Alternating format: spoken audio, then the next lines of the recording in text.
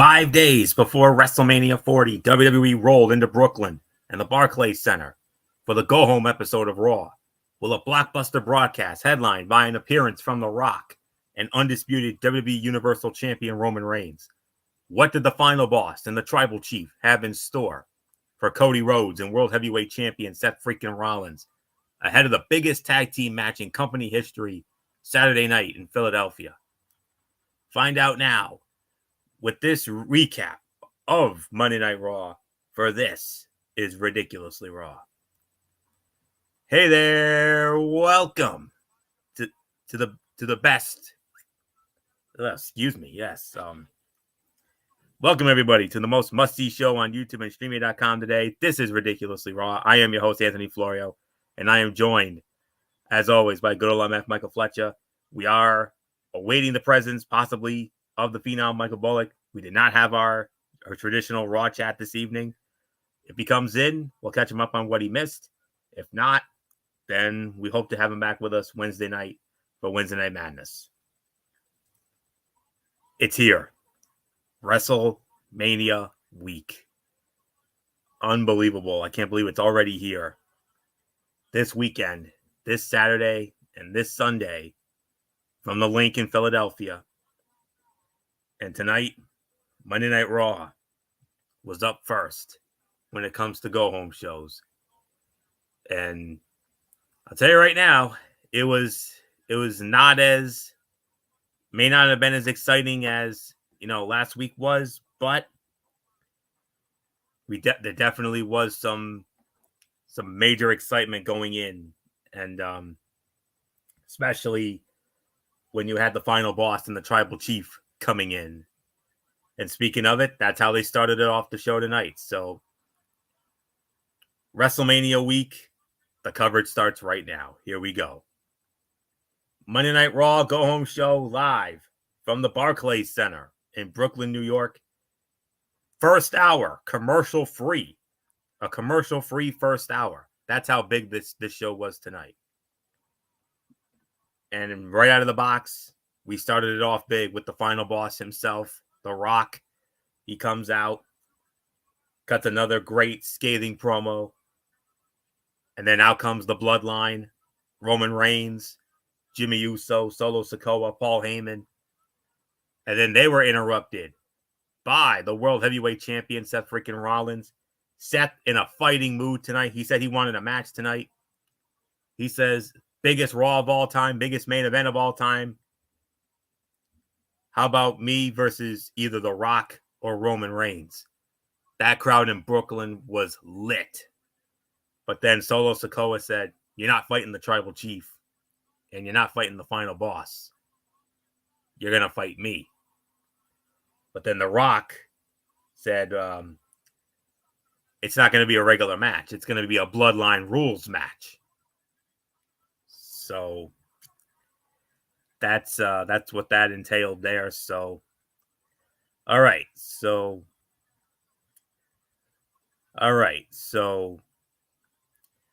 this felt like an absurdly long segment to set up a main event for later in the night, but the crowd was hot for all of it. We saw Roman Reigns remind the world that everything he does is for the family in what may prove to be a bit of foreshadowing. And The Rock was on fire to kick things off. It gets a high mark from us, but it would have been nice to see something new of substance from the opening segment. The crowd in Brooklyn was split, but skewed more positively for Rock. The Rock aired videos of children crying after his beatdown of Cody Rhodes last Monday night. Rock said right now professional wrestling is cool. Roman said of Rock brutalizing Cody, it's not like I needed him to do it, but damn did it feel good to see him do it. And then Rollins said, so it turns out Solo's got the biggest bag in the Bloodline. So, yes, another very good segment. A segment that went well over 30 minutes. I think that's one of the reasons why they made this a commercial-free first hour, because of this, because they know how long, between entrances and whatnot. So, a good, a very good segment to start things off. I mean, Rock continues to do great things, and Roman coming off of that incredible biography. If you didn't see that biography last night on A&E, oh, go out of your way to see it. It was very well done. That's all I can say on that. And so Seth, and we're gonna get a taste of what Bloodline Rules will be like in our main event. So, all right. So by default, it was the segment of the night. There's no question about that. So, so with that being said, good old MF Michael Fletcher, come on in. There's nothing left for me to say. MF, Rock and Roman starting it off. Seth interrupts. Seth and Solo. Tonight's main event. Bloodline Rules. The only thing I have left for you to say, my friend, welcome to WrestleMania week. Yes, they started out with a banger. They started out red hot, and the fans were eating it up. I think the fans were looking more for either Seth versus Rock or Seth versus Roman. You could have given us that. I mean, it's WrestleMania week, for heaven's sakes. You could have given us a bit. Like, what a match that would have been for the fans at Barclays if they got that. But like you said, Solo stepped up, said, "I'm the one you're fighting tonight," and then The Rock, basically is like, "Well, then it's going to be Bloodline Rules," and we were like, "Well, damn, we're going to get to see what Bloodline Rules is going to look like at WrestleMania if we get there." So it was definitely a great outcome. The segment was a little too long. I will agree with that. They could have trimmed at least 10 minutes off it. You got the first hour commercial free. You could have gone with a 20-minute segment, and I would have been fine. This was a little bit of an overkill in my mind. Yes, it was great. Yes, it was solid, but it never, ever, ever pushed the needle on anything we did not know up to that point.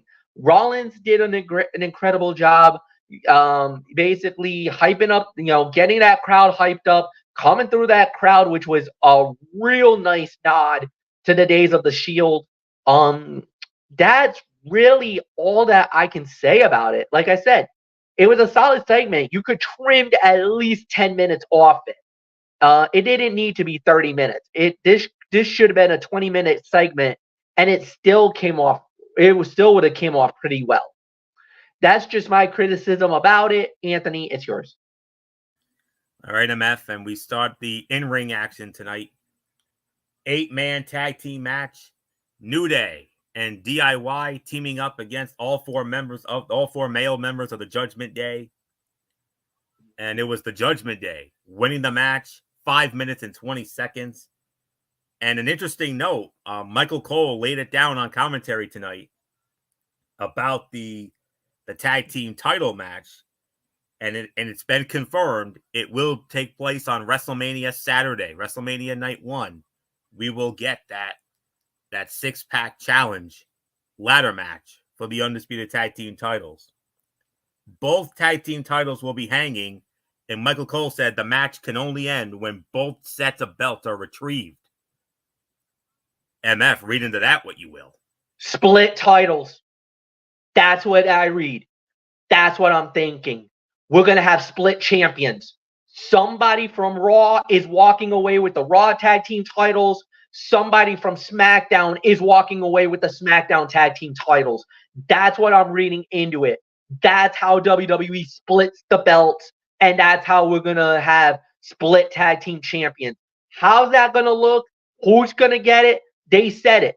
The match only ends when the tag belts get ripped.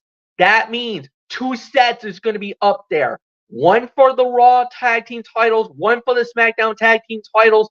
You could have a moment where 2 guys are going after belts, and one rips one off from the Raw side, one rips one off from the SmackDown side, and then you basically will have split champions at that point. So that's what I'm reading into the tea leaves on that. But back to the fact and the matter at hand.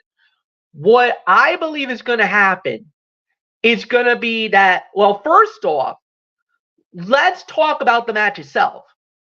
Damian Priest is without a doubt the biggest star from that match tonight.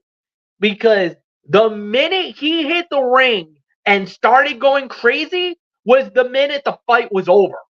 Damian Priest, Senior Money in the Bank, has the biggest momentum going into WrestleMania than any other team. Yes, the teams did well. Yes, the body of work was fine. Yes, they did a fine job with the way that the storyline broke out. But at the end of the day, this was exactly what we needed. Look, Damian Priest has missed his Money in the Bank. Damian Priest has held that briefcase and hasn't done anything with it. Yes, there's been hints of a cash in. Yes, there have been hints of him thinking about going for the belts, and then something goes wrong. A mishap, a mistake, somebody blows up and costs them the opportunity of a lifetime. This time around, Damian Priest did his dirty work, damaged, and absolutely destroyed DIY, and he also destroyed the New Day and won the match for his team, which is great for him because now that shows that, hey, as much as the friction going on with the Judgment Day has been, they basically positioned Damian Priest that if there is a breakup, if there is dissension among the ranks, he is definitely not the weak link of that group. As a matter of fact, he's one of the stronger guys on that squad, and he just proved it. You saw with our very own eyes, Anthony, that yes, this was maybe a 2.25 star bout because it was a short fight, but Damian Priest was the MVP of this match. And with Mr. In as Senior Money in the Bank, he basically put everybody on notice that if he attempts to cash in on Sunday night or Saturday night, regardless of the situation, because you don't know, because remember, you can cash in at any title, any title you see fit. He is without a doubt the biggest star right now, and they're treating him like a legit threat that he could cash in on one of those belts, and who knows what happens. Nothing more to say, Anthony. It's yours. Yeah, 2.25, 2.5 for this. The first hour of Raw was commercial free, and the 8-man tag team match with the New Day and DIY against Judgment Day was still shortchanged in time. An action-packed opener highlighted the teams involved as the commentary sold Saturday's ladder match for the tag team titles, but it went by so fast that it was difficult to invest in or care much about the participants involved before Priest flattened Tommaso Ciampa with the razor's edge to score the win. If anything, the outcome at least suggests that Judgment Day will not be leaving Philadelphia with the tag titles, as those who go over on the go-home show typically falter at the premium live event. And there's really no extra observations I have. So this goes about 2.25, 2.5. So with that being said, very rarely do I talk about do I address a backstage segment, but Solo Sikoa was getting ready, and then you saw the final boss and the tribal chief and Heyman, and it was at that moment that it was announced that Roman Reigns, the tribal chief himself, will be inducting Paul Heyman into the WWE Hall of Fame this Friday night. So if we were all wondering who's going to induct Heyman, we got our answer. It's going to be the tribal chief himself, Roman Reigns. So no surprise, he was one of the guys that we had on our list. I mean, we also had CM Punk as a possible inductor, Stone Cold as a possible inductor, but no, it's going to be Roman. So, which makes all the sense in the world considering that Roman's his guy right now. So, then we had a footage aired from the WWE Performance Center early this morning. Sami Zayn being trained and coached by Chad Gable of the Alpha Academy to get ready for his match. Of course, we all know, and I believe this will also be on Saturday night. Gunther will defend the Intercontinental Heavyweight Championship against Sami Zayn, and Chad Gable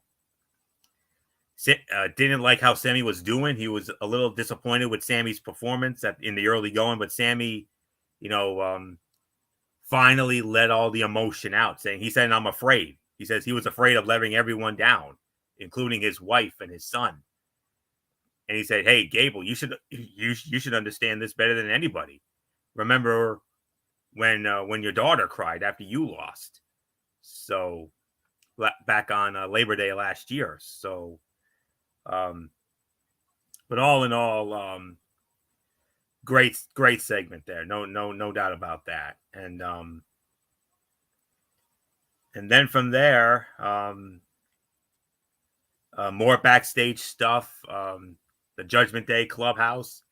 Dominic Mysterio inviting Legado del Fantasma, unbeknownst to Judgment Day, and Damian Priest. Oh, he was not having it. He was pissed. Let me tell you.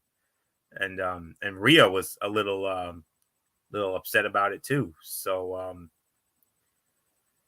with all that being said, let's get into our next match here. Return match from last Monday in Chicago. Sami Zayn versus Big Bronson Reed. Unfortunately, the match ends in a no contest in roughly an even 12 minutes.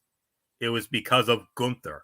Gunther attacking Sami Zayn, and the match gets thrown out. This definitely has a grounds for an NA. Sami Zayn sought to avenge his defeat at the hands of Big Bronson Reed as the two clashed in singles competition. And earlier, he filmed a training vignette with Chad Gable, who he has recruited to help him prepare for his WrestleMania match against Gunther. The match was solid, angle was even better, and the stage was set for Zayn to fire up and potentially turn in another emotional another emotional championship victory, like we saw last year when he and Kevin Owens won the Undisputed Tag Team Championship, ending the Usos' record-setting run at 622 days. So we'll see about it. Michael Cole openly questioned Sami Zayn's strategy of trying to overpower Bronson Reed. A nice touch as the smaller guy attempted to fight a battle that would not behoove him. If I had to put a rating on this, it would be between 3.25 and 3.5, but we didn't really get a winner in this. So in a way, I think we're going to have to, put an NA on this thing. One of the rare times we're going to have to, even though it was a very good match up until Gunther got involved. So there isn't much more to say on that. So for all intents and purposes, it's an NA. But if I were to put a rating on it, it would be between 3.25 and 3.5, and one of the top fights of the night. So not much more to say. MF. Oh man, Gunther. Poor Sami. He just sent the message. That's exactly what it was. He just sent the message to Sami Zayn. You're not in my league. You've never been in my league. And at WrestleMania, you're gonna know why you're gonna fail, just like everybody else has done. This has been the most dominant Intercontinental Heavyweight Champion we've ever had in this modern day WWE. And the reason why I'm saying modern day WWE is because, Anthony, and I know the lineage, the history of the Intercontinental title. We talk about it ad nauseatum, about the great Intercontinental champions of our time, dating back from the late 80s to the early 90s into the 2000 era. And the one thing we've been always saying that the Intercontinental title never really had that much prestige.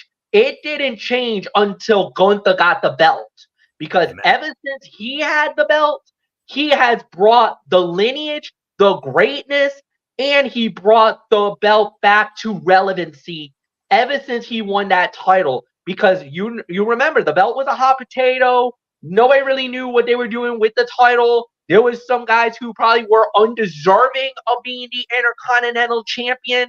And now, ever since Gunther's had it, we have seen, like you said, a revolution, a metamorphosis of the Intercontinental title to the lineage and the greatness of what we used to remember it as. And without a doubt, if Sammy can pull this off, if he's the one to knock off Gunther and become the Intercontinental Champion on Saturday night, because it is going to be on Saturday, it's deserving more than anything else. So they're looking for the right man to take it off of Gunther, and maybe, just maybe, it could be Sammy. If Sammy does it, he's a streak killer. Remember, he ended the longest tag team title reign in the history of the company when the Usos lost the belts 1 year ago. Can we see Sami Zayn parlay, double up, double down, as they say, and now end the reign of the longest Intercontinental Champion in the history of the company? Possible. Definitely. You'll find out our predictions on Thursday. Yeah. So we'll see. But yeah, it is an NA. Nothing more to say. Florio, it's yours. All righty, MF. Let's move on to our next match. Women's tag team action. Let's see. Oh, and before we move on to that women's match, they announced that of course, we all know Friday night is the Hall of Fame ceremony, and guess what? We actually have one more inductee. We have one more inductee going into the WWE Hall of Fame, and it's none other than The Rock's grandmother, Lia Maivia. And Lia Maivia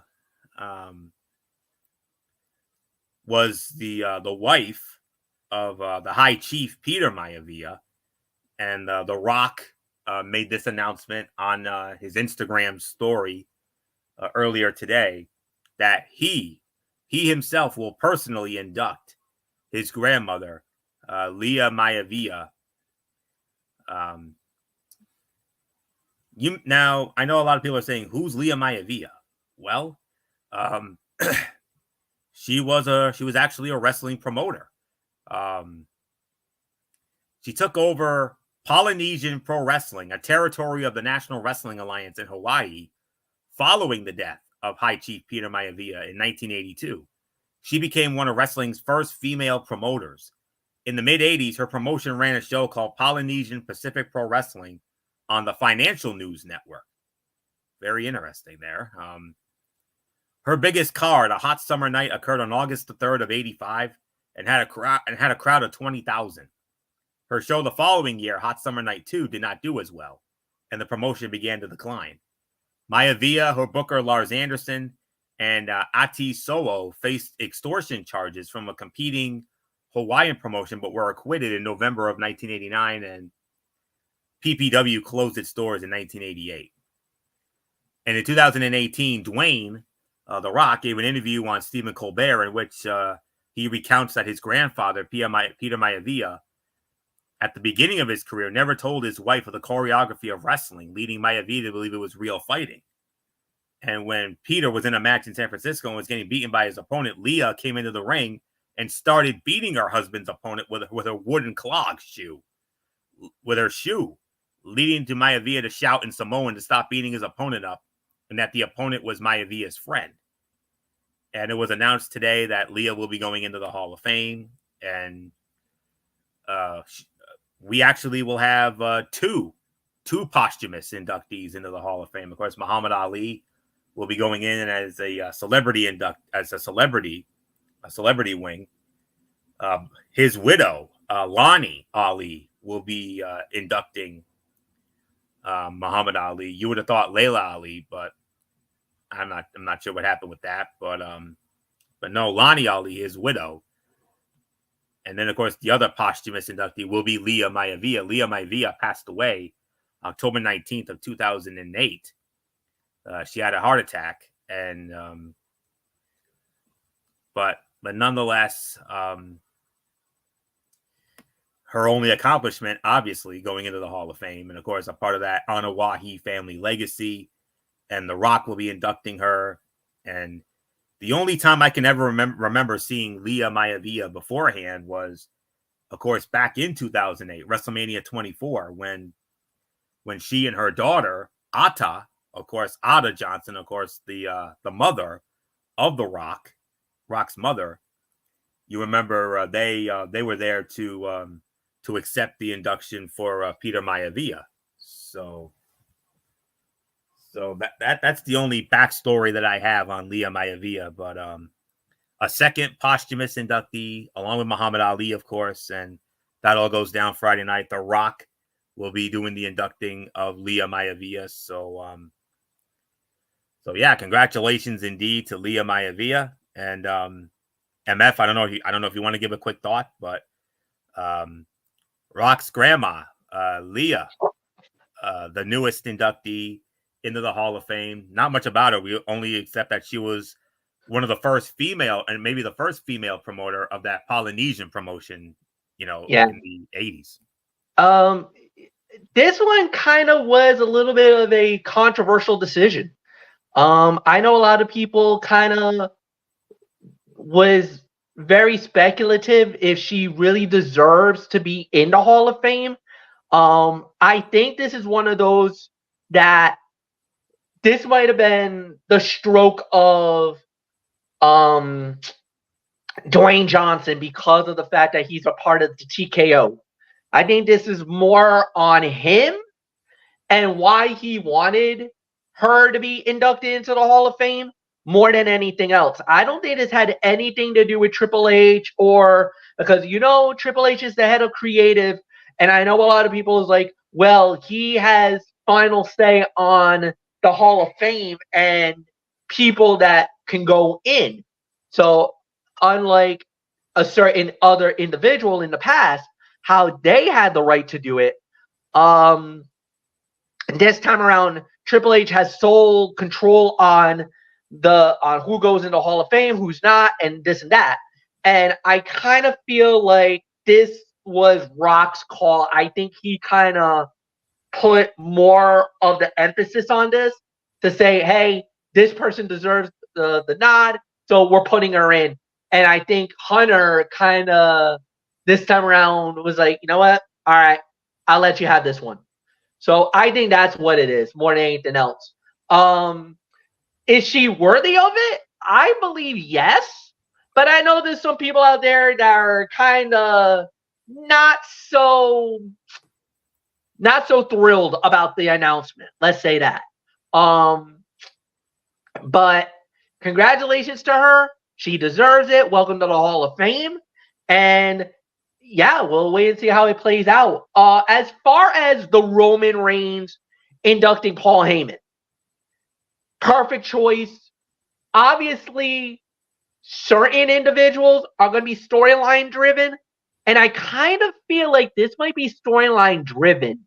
So yes, it's Heyman going in, but something tells me something's about to go down. We might see some chaos at the Hall of Fame on Friday night. I don't know why, but you'll see what I mean in just a little bit. But yeah.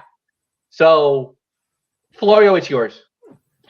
All right, MF, and we move on. Now we're going to move on to that women's tag team matchup, as it was, as soon as my thing loads up here,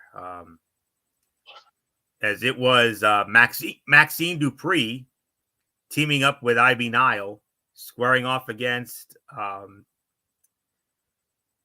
it was against Candice LeRae and Indy Hartwell. And Ivy Nile and Maxine Dupree actually win the match 3 minutes and 35 seconds. As Maxine Dupree actually scored the win on Indy Hartwell. But after the match, did you see how pissed off Candice was? Whoa. Did you see that look? Oh, yeah. Oh, boy. I wouldn't want to be Indy Hartwell for all I know. So, MF, if you want to get into it, we can. If not, we can move I on. don't. I'm just gonna make a quick observation. We don't really need to talk about the match itself. Oh yeah. But the thing is that look, as far as I go, Candice, you brought this on yourself. You had no business jumping on the apron. You cost that match. You're berating Indy because you're like, oh, Maxine Dupree is not even a good wrestler, and you lost to her. Like, you're the one who jumped on the apron. You're the one that tried to interfere. I'm sorry. Last time I checked, if it wasn't for you being a gullible idiot, you're the reason why they lost that fight. And I don't give a damn what anybody says or anybody thinks. It was completely her fault. She's to blame for the loss. And I know some people are gonna be, oh, don't yell at the poison pixie. You're being unreasonable. Am I really being unreasonable, folks? I mean, damn it the heck on everything else, but at the end of the day, certain things happen, and that was one of those bad losses. So yeah, at the end, we saw it right before our very eyes. That was exactly what we wanted. That's exactly what we said. And look, we don't need to talk about the match, but as far as it goes, this was Candice's mistake, not Indy. You can say Indy blew the fight. All right, fine, whatever. But Candice was the one that lost the match because she jumped on the apron and she kind of caused a distraction that, if you really think about it, Indy had Indy didn't want that. Not that way. So, Floyo, it's yours.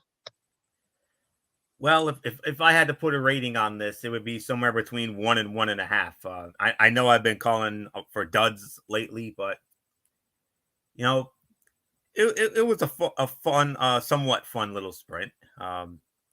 Maxine Dupree gained a measure of revenge for the insensitive berating she received at the hands of Candice LeRae, teaming with Ivy Nile to defeat Candice LeRae and Indy Hartwell in tag team action. Maxine picked up the win for her team with a roll-up on Indy after a miscommunication spot. After the match, LeRae continued her berating ways, blaming Indy for losing the bout, hinting at issues between the two of them moving forward.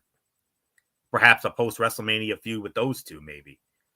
Maxine scoring the win was apropos, but does beg the question. Are things settled between her and Candice LeRae, or was this the latest chapter in their story? 1.5.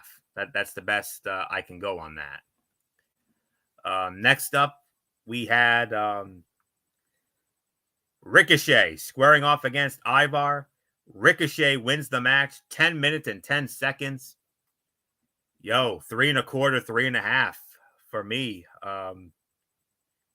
Ricochet continued his winning ways, following up his victories over JD McDonough and Dominic Mysterio of the Judgment Day by defeating the Viking Raiders, Ivar, in singles action tonight. The chemistry was there, and the dynamic between the big bruiser and high-flying competitor helped this one develop into a fun match, if nothing else. Ivar has been the most underrated, undervalued guy on the roster for months now. A talented big man who can hang with any competitor in the company. Watching him get the television time has been nice, but like Big Bronson Reed, it would be even better. After all, how long can someone be a threat before they lose credibility for losing all the time? A big push for Ricochet, one of the most talented guys on the roster, is at least a step in the right direction. Beforehand, Drew McIntyre, an excellent funeral-themed vignette with Drew McIntyre. Absolutely done. Absolutely brilliant on that. And Ricochet, he's building momentum and the crowd is getting behind him. And I expect big things for the one and only post-WrestleMania on Monday Night Raw.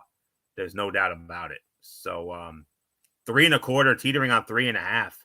One of the fights of the night for me.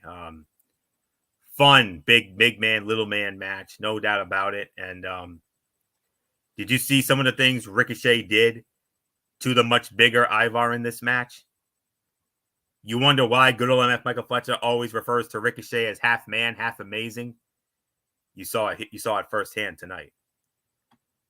So 3 1/4, 3.5. MF, Ricochet, defeating Ivar 10 minutes, 10 seconds. And some of the things that he did to Ivar in this match, the reason why you call this man, half amazing. And was there any other reason or any other thing? Nope. I told you. But at the end of the day, yeah, this was incredible. This was a great matchup. Like I said, it was 3 to 3.5. I totally agree with that. The body of work is what made this quite the difference. And at the end of the day, the right man won. The right guy won. This was supposed to be a showcase fight for Ricochet. He did an incredible job. He deserved the victory. And yeah, it's upward and onward for him too. So you can't get any better than that, my friend. And yeah, so nothing more to say. Anthony, it is all yours. And I think bigger and better things are coming for him post WrestleMania. Oh yeah, absolutely. There's certain people that I believe is going to get monstrous pushes after post WrestleMania, and you can see they see something in Ricochet. But then again, this is one of Triple H's guys. He loved Ricochet, and I think quite a few guys on that roster love him. So for this to happen, no, nothing bad to say. Definitely worthy of the moment. So it's yours. Yes, indeed. So, all right, MF. And then, all right, and then following that, we had the man, Becky Lynch. Becky said she and Rhea had done all of the talking they needed to, and she said, "Come out and fight me." And then General Manager Adam Pearce, along with Gestapo security guards, saying, "Not tonight." And this all stems from an altercation between Rhea Ripley and Becky Lynch on the MMA Hour with Ariel Helwani. Now, MF, I don't know if you're a follower of that show. I'm not, but I'm sure you are. I am. I figured you would be. An altercation broke out between Rhea and Becky on that MMA Hour with Ariel Helwani this afternoon, and Adam Pearce was like, "I'm not having that. I'm not jeopardizing one of the biggest women's matches in WrestleMania history." But they were like, "Screw you. We're going at it." And boy, did they throw down. They went after each other, fighting like hellcats, and so much to the point that after they came back from a commercial break, they were still fighting in the backstage area. And Adam Pearce lost his mind. That's all I can tell you right now. Adam Pearce, oh, he was pissed. And that's all I can say there. So, and if you're wondering, when are we getting that? That's going to be Saturday night as well. Yep. So, Rhea and Becky. MF, quick thought on that final sell? Nah, it was exactly what it needed it to be. It was a fine sell. I'm anticipated. I'm hyped. I can't wait for this to go down. This is, like you said, it took a turn when Rhea started talking about Rue. The minute she threw that haymaker at her about Rue, that was the moment that everything changed and it got personal. For Becky, it's no longer about the title. It's about beating Rhea. Respect. Don't talk about my daughter. Don't ever utter anything about my family ever again. It's one thing to talk about me. Yeah, you can say something about Seth because I've heard it all before. But the minute you start talking about my daughter, that's when the line got crossed. And now mommy's about to find out you don't F with the man. And that's exactly what's going to happen at WrestleMania. So, and Rhea in kind was not backing down. She was not afraid. She felt like she got humiliated on Ariel Helwani's show because, yeah, they got pretty physical. But the thing was, what triggered it was that during the interview, because he was interviewing mommy, basically Becky was calling on the show and saying, "Hey, you know what? I'm in the area. I'm in New York. I want to come up." And Ariel, and at first Ariel's like, "Yo, is it?" And she's like, "Nah, hang it up." So he hung up the phone, and because he was getting the text messages, he was getting phone calls. It was Becky, and Ariel kind of looked at his phone. He's like, "I think Becky's trying to contact." So he's like, "Is it cool?" And at one point, they're like, "Yeah, fine, it's cool, whatever." I was like, "Yo, Becky, I'm on the air. I'm with Rhea Ripley." She's like, "Yeah, yo, I'm in New York. I'm right outside your studio. Is it cool for me to come on in?" And he's like, "Yo, is it cool?" And Rhea's like, "Fine, well, yeah, whatever." Becky barges in. They get into a war of the words. I hope you had security ready, Ariel, because you knew this was about to go down. And Becky pie faces Rhea, and it turns into a brawl right in Ariel Helwani's studio. So they got the security boys. They hauled Becky out. Rhea was pissed.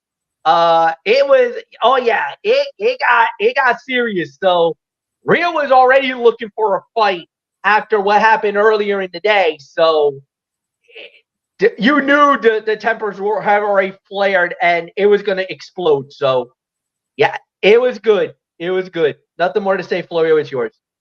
Absolutely.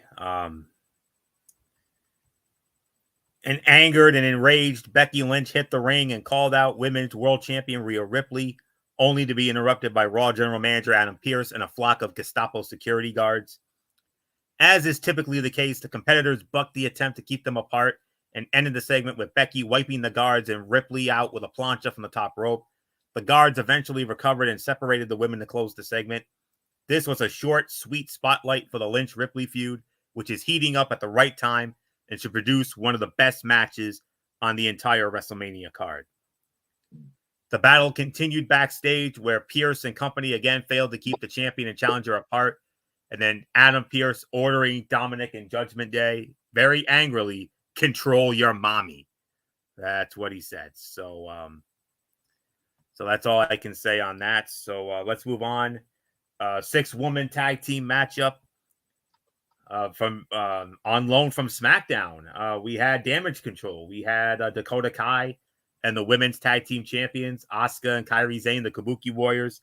They squared off against Shayna Baszler, Zoe Stark, and Tegan Nox. And Damage Control wins the match in roughly an even 9 minutes after an insane elbow from Kairi.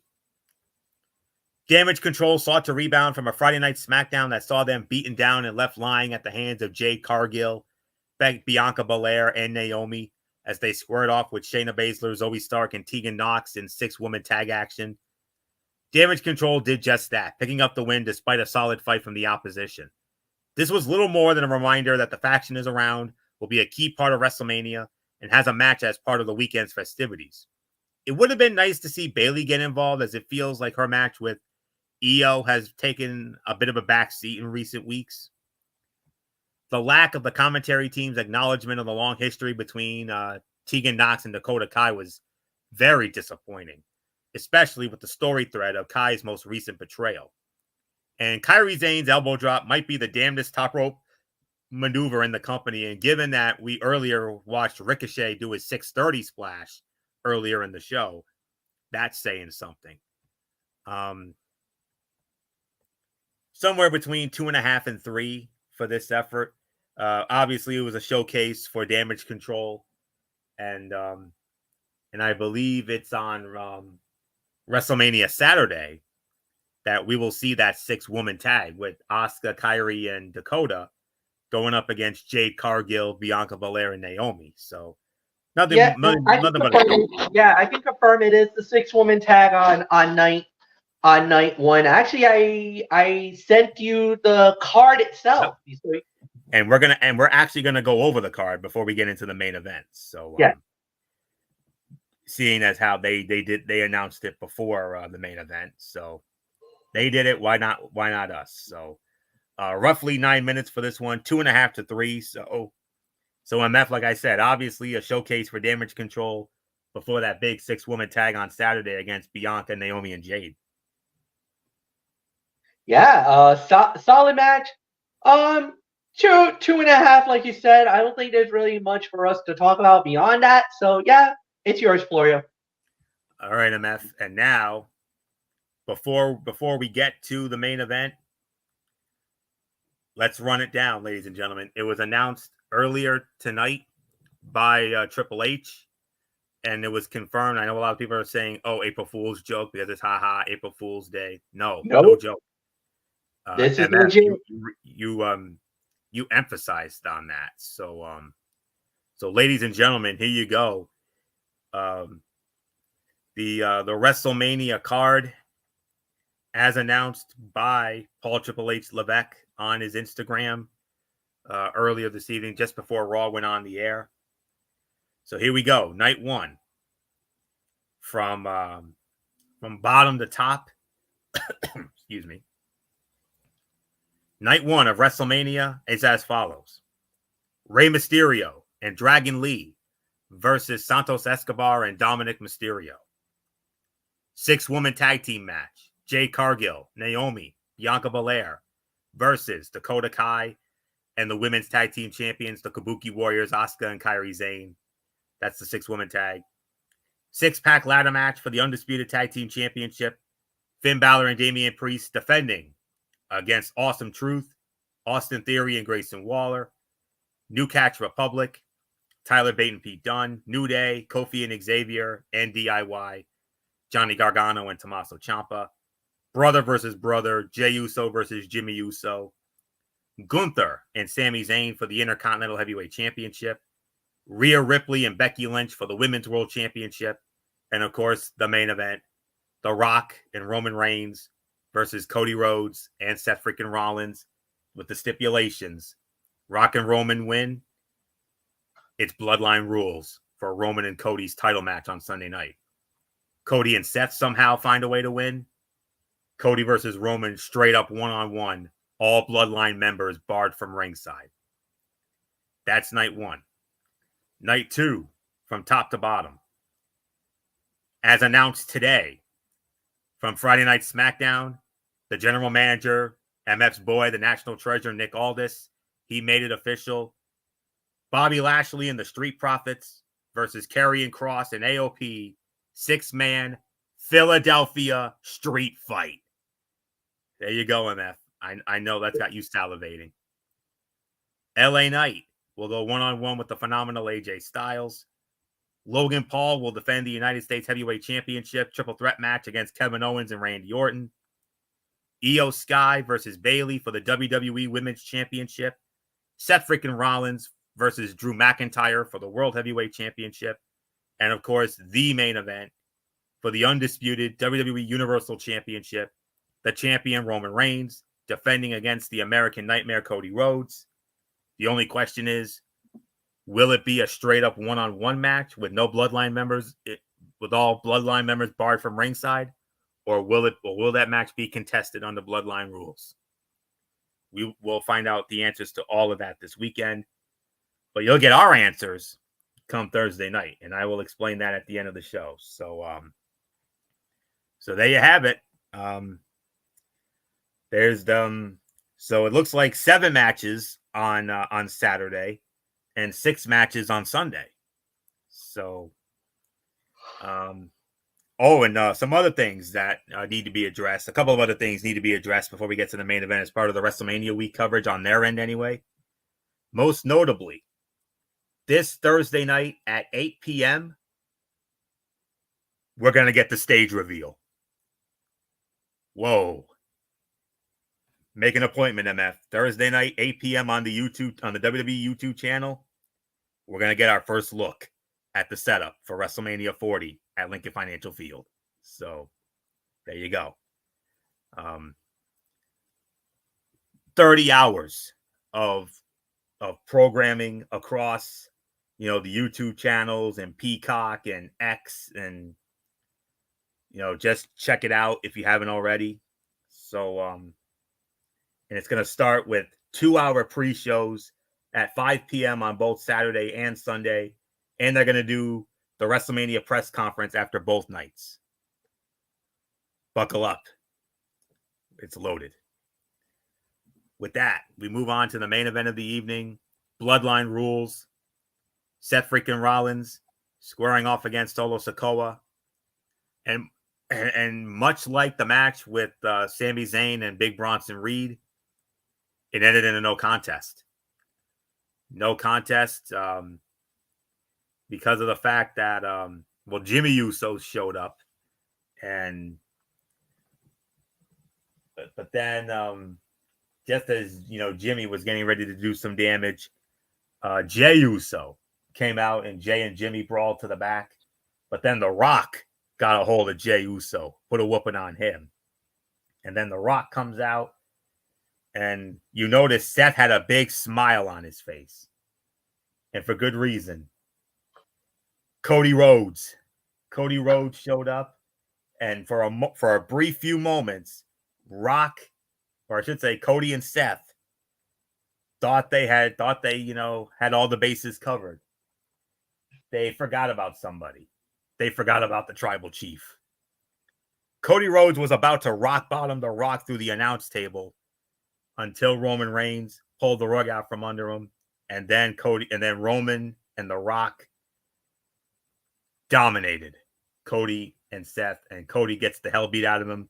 This time, Seth gets the hell beat out of him also, and it's really an NA, even though this was another very good match. But MF, could you have closed out the WrestleMania Raw Go Home show any more perfectly than that? No, this was as good as it could have gotten if you're a Raw fan. This was exactly what you wanted. We got some major stuff that went down at the end. So I guess you can say that it was a little bit of an unfair, and sometimes the beatdowns were hard to watch at some points. I think that's the biggest problem that I had with it. But at the end of the day, they did a really good job with it. So I really got nothing more to add. Yes, this was quite a really good beatdown, and I enjoyed it. So nothing more to say, Anthony. It is yours. NA, by the way, on the match. Obviously an NA. Seth Rollins and Solo Sikoa squared off in the main event of tonight's show, but the closing angle left the greatest impression more than the match itself. Moments after the Visionary downed Solo with the curb stomp and appeared to have victory well in hand, Jimmy Uso broke up the pin. Jey Uso made the save, fended off his brother, only to find himself wiped out by The Rock.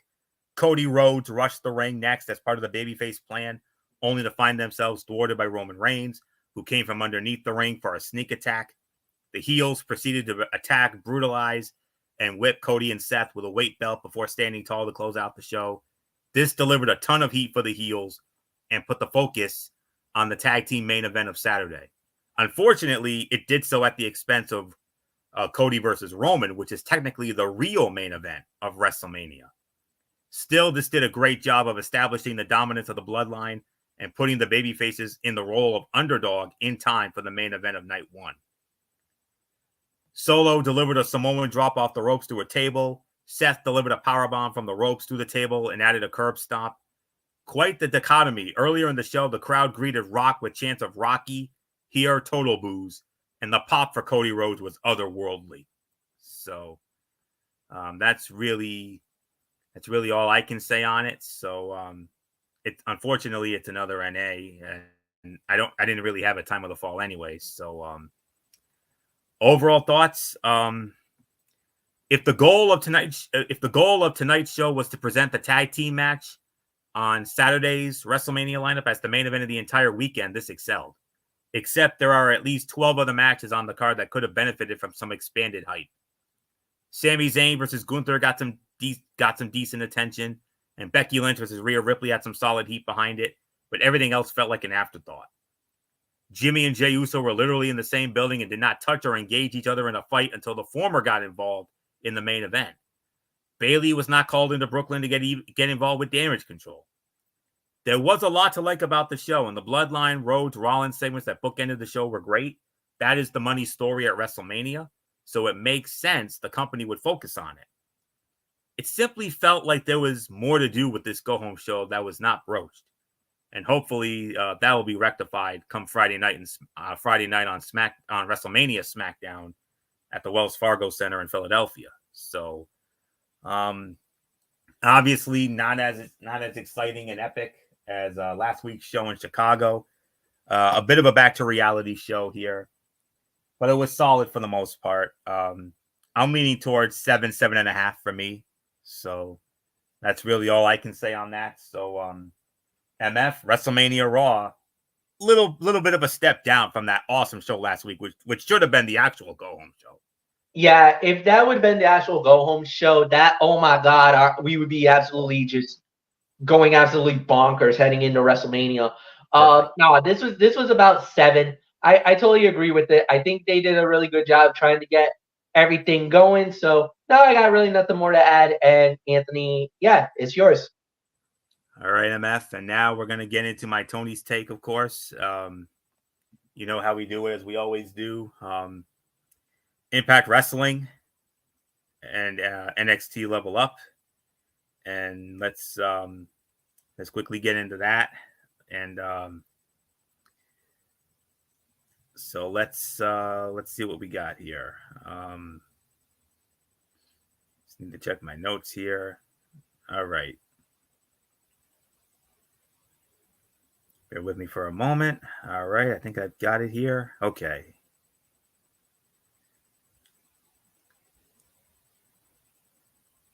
Okay, I'm just waiting for this to load. Okay, here we go. Impact Wrestling. It was taped at a venue that MF I know holds a very special place in your heart. The 2300 Arena, formerly the ECW Arena in Philadelphia, Pennsylvania.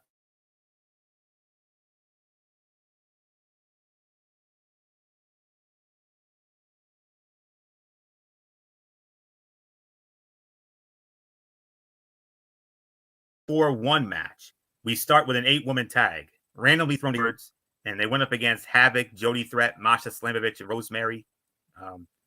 Actually, no, it was Ash by Elegance, Xia Brookside, Rosemary, and Danny Luna. They went up against Havoc, Jody Threat, Masha Slamovich, and Alicia Edwards.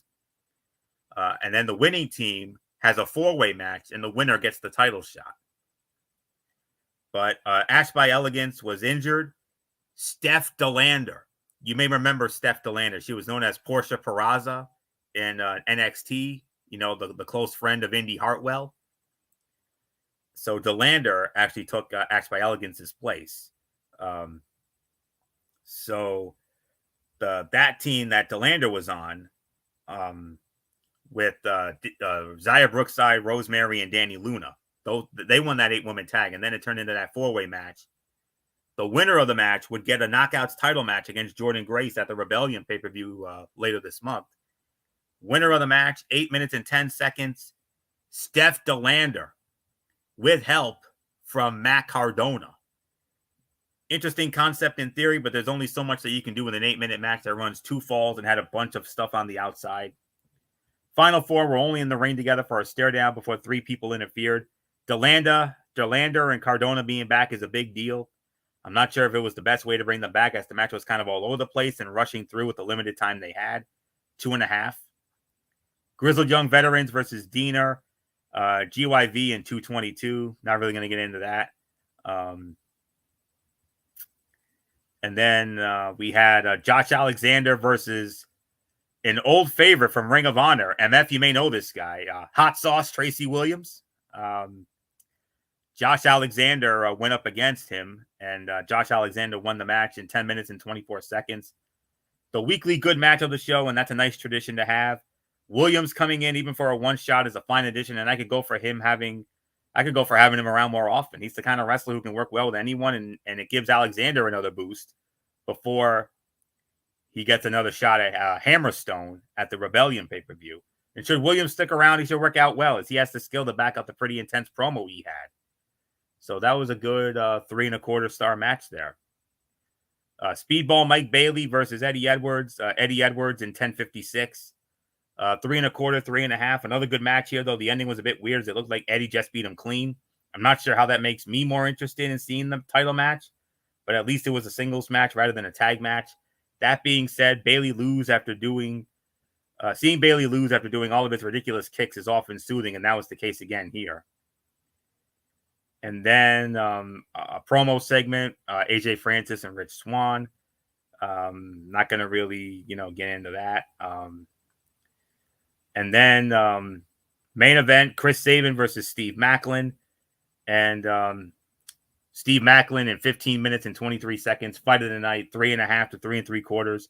Strange to see Sabin losing clean like that, but it does give Maclin the big win that he's been needing for more than a bit. I'm not sure what Macklin's being built up for, but it doesn't likely mean anything good for Sabin and company. Sabin's still capable of having a good match with anyone, though, and beating him is a big deal for Maclin.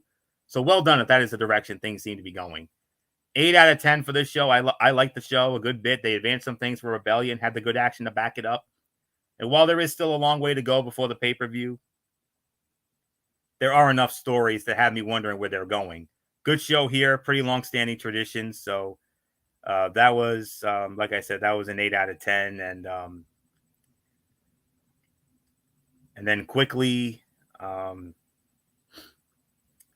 see what we have on tap for this upcoming week on Impact Wrestling here. I'm just trying to find it here. Okay, I got it. Oh, third party. All right. Ash by Elegance, 1-on-1 with Zaya Brookside. Chris Bay will go 1-on-1 with Frankie Kazarian. Mustafa Ali versus Rhino in an old school rules match. And the main event, Nick Nemeth versus Alex Shelley. Oh, is that going to be good? So that all goes down Thursday night, 8 p.m. Eastern on Access TV as always. And let's quickly get into NXT Level Up that went down this past Friday night. And alrighty. Started off with women's tag team action. Metaphor, Lash Legend, and Jakara Jackson. They went up against Carly Bright and Kendall Gray. Metaphor winning the match in 6:35. Expected win for Metaphor, but Bright and Gray made them work a bit. Solid tag match, 2 stars. Scripps went up against Javon Evans. Scripps wins in 4:58. Actually, no, Javon Evans actually pulled the upset. Javon Evans in 4:58. And the crowd really likes Evans, and he is still raw and young, but that athleticism is something else. Let him get as much ring time as possible. Solid 2 stars. And then main event, Hank and Tank versus Tyreek Igwe and Tyson DuPont. And Hank and Tank winning in 6:24. Got a little sloppy at the end, but it was another fun hoss fight between these two teams. Not as good as the previous bout, but this one had more drama, as you knew Hank and Tank were winning that one. You knew the other team was going to win to force a match 3. So 2.5 stars. And I'll tell you what, 7 out of 10.